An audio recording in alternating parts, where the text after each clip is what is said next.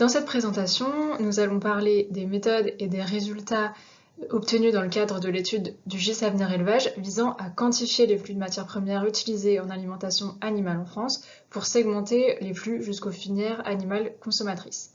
Donc cette étude a été menée dans un cadre multipartenarial avec des acteurs de la recherche, du développement, des pouvoirs publics et des représentants des nombreuses filières animales, végétales et de la nutrition animale également. Dès la genèse des travaux, en 2017, l'étude s'est placée dans un contexte d'attente sociétale sur l'alimentation des animaux d'élevage de plus en plus prégnante. On peut citer en particulier le sans OGM, sans déforestation importée et limitant la concurrence avec l'alimentation humaine.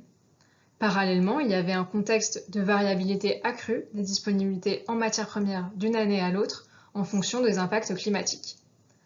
Il y avait également un constat que le dispositif statistique de l'époque permettait difficilement d'avoir une vision complète du feed system et des consommations en un clin d'œil, alors qu'en face, il y avait un besoin de référence précis dans le cadre des réflexions stratégiques sur la souveraineté agricole nationale et notamment sur la souveraineté en protéines.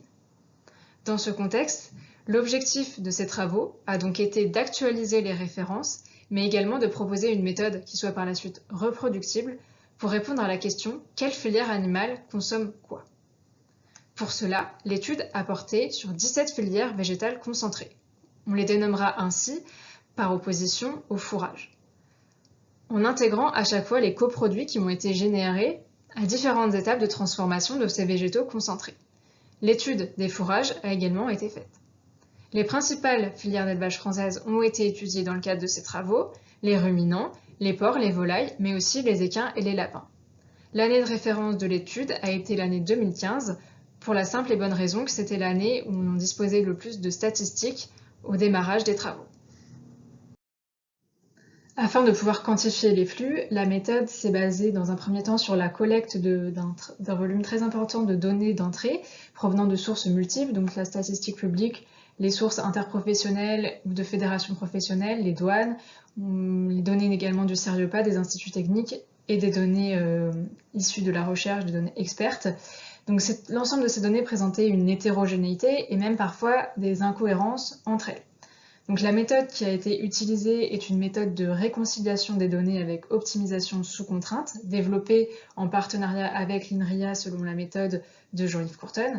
Et donc cette méthode a vraiment eu pour but de mettre en cohérence ce volume important de données qui avait été collectées et qui provenaient de sources multiples. La force de la méthode, c'est de pouvoir intégrer des coefficients d'incertitude autour des données d'entrée pour permettre au modèle de pouvoir s'en écarter si la donnée d'entrée est jugée plus ou moins fiable. Et la méthode permet également d'estimer les données manquantes pour lesquelles il n'existe pas de statistiques officielles. La réconciliation dans le cadre de l'étude a été faite en plusieurs étapes. Donc premièrement, l'étude détaillée des filières végétales en étudiant toutes les ressources possibles en France et également toutes les voies d'utilisation possibles en France, donc notamment l'export, l'alimentation humaine, pour n'isoler que les matières premières qui étaient disponibles réellement pour l'alimentation animale. Dans une seconde étape de réconciliation, ces matières disponibles pour l'alimentation animale ont été croisées avec les besoins des animaux pour chaque filière afin de pouvoir segmenter les utilisations pour chaque filière animale. Dans une étape indépendante, l'étude des fourrages a été réalisée. Vous pouvez voir ici la représentation visuelle et simplifiée des résultats de l'ensemble des flux sous forme d'un diagramme qu'on appelle diagramme de Sankey, qui part des ressources jusqu'à la segmentation des consommations par filière animale ici. Ces travaux ont permis d'estimer la consommation totale de matières premières concentrées par l'élevage français, donc à 34 millions de tonnes, et la consommation de fourrage a été estimée entre 70 et 72,5 millions de tonnes de matières sèches. Ces ordres de grandeur sont cohérents avec d'autres études récentes. On peut voir que les bovins consomment 37% des matières premières concentrées et la quasi-totalité des fourrages. Viennent ensuite les volailles qui utilisent 34% des matières premières concentrées en France, suivi des porcs avec une utilisation de 23% du total. Faisons un petit zoom sur les consommations porcines. La réconciliation des données a permis d'estimer les consommations pour l'année 2015 à 7,8 millions de tonnes de matières premières concentrées, soit 23% des utilisations de l'alimentation animale. La majeure partie de ces matières premières étaient utilisées en engraissement, 5,5 millions de tonnes, suivi des truies et des porcelets. Environ 2/3 des matières premières étaient transformées en aliments complets et complémentaires, et parallèlement, environ 1/3 des matières premières étaient utilisées directement en FAF, donc ce chiffre intègre aussi le maïs grain humide. En ce qui concerne la répartition des matières premières consommées par les porcs, donc ce sont à 71% des céréales, 15% de tourteaux et 8% de coproduits céréaliers. Dans le contexte de prix de l'année 2015, le maïs était la céréale qui était prédominante dans les rations suivies du blé, et le tourteau de colza et de tournesol étaient les principaux tourteaux utilisés, alors que le tourteau de soja représentait uniquement 19% des tourteaux utilisés en alimentation porcine. Intéressons-nous justement au soja. Comme vous pouvez le voir ici sur ce diagramme de Sankey qui représente les flux simplifiés de soja en France en 2015, et donc ce diagramme permet de se rendre compte premièrement de la très forte dépendance de la France aux importations, et notamment aux importations de tourteaux de soja. On peut également remarquer que les bovins et les volailles étaient les plus grosses filières utilisatrices de tourteaux de soja en France en volume en 2015, et que la filière porcine française était la 5e utilisatrice de ce tourteau de soja. L'ensemble des résultats obtenus à partir de la réconciliation des données a pu être converti en protéines. Ainsi, en 2015, le besoin de l'élevage français a été évalué à 15 millions de tonnes de protéines, dont 9,3 millions de tonnes provenaient des fourrages et 5,7 millions de tonnes provenaient des matières premières concentrées. Pour les protéines issues de matières premières concentrées, les bovins sont aussi les premiers consommateurs.